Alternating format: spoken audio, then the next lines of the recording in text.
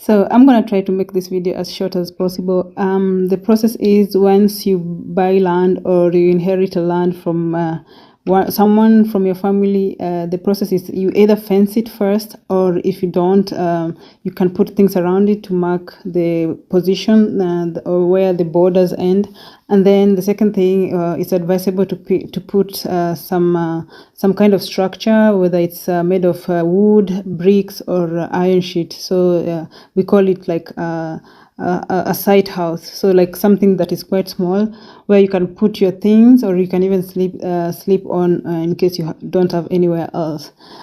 And then that's where the journey starts. So I'm going to take you through how I started mine.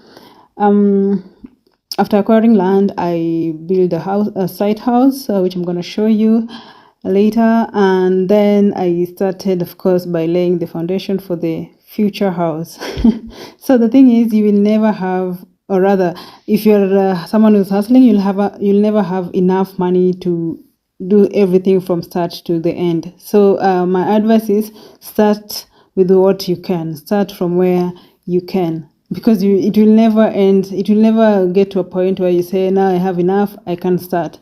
Just of course, you have to save a little bit, a few more, and then you put aside and start. So you can do it in steps like I did. Sorry, I had to pick up the call. So for me, I started by setting out. So setting out is basically like the ground breaking, where you put all these poles, strings, the choka or the lime cement and all those kind of stuff, and excavation.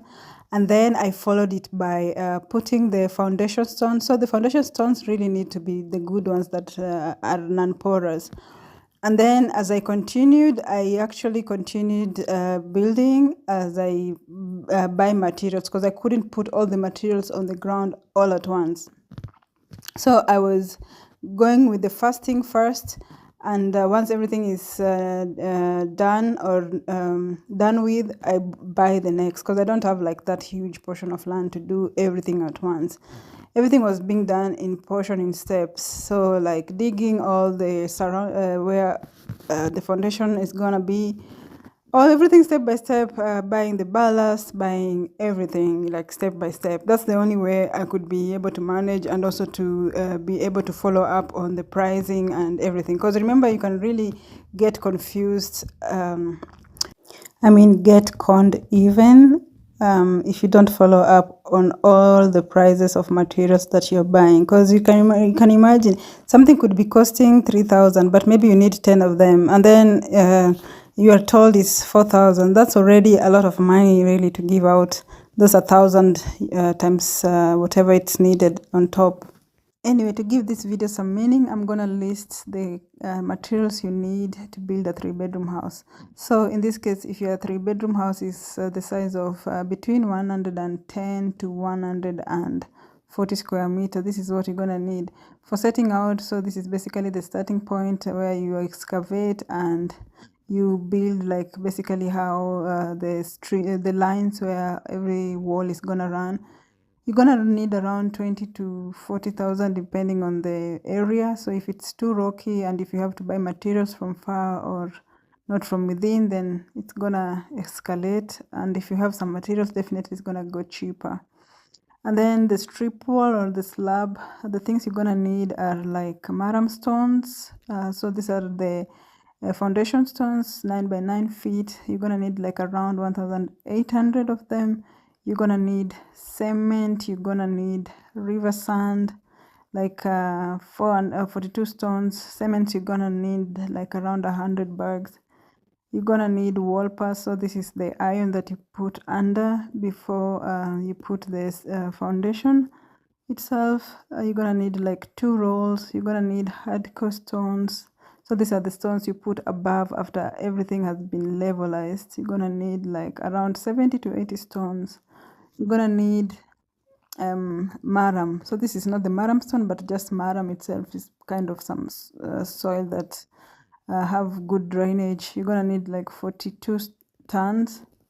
You're gonna need ballast. So this is the kokoto, that's like 35 tons. You're gonna need gladiator, that's the anti-termite, like 2 liters. You're gonna need the BRC mesh. So this is the mesh that you put above after everything has been put before you do the mixture on top. You're gonna need like 2 rolls. You're gonna need timber, like around say 190 or 200 feet. You're gonna need the polythene, that the black polythene that's called DPC polythene, very important. If you miss this, then you're up for trouble. You're gonna need a few nails to combine the timbers and wood. So that's like around 1 kg or 2 kg of 4 inches, 3 inches. You're gonna need a saw blade, that's 2 of them. You're gonna need also ordinary nails of 3 inches or something. So the cost of nails, yeah, that should be around 1,000 or something.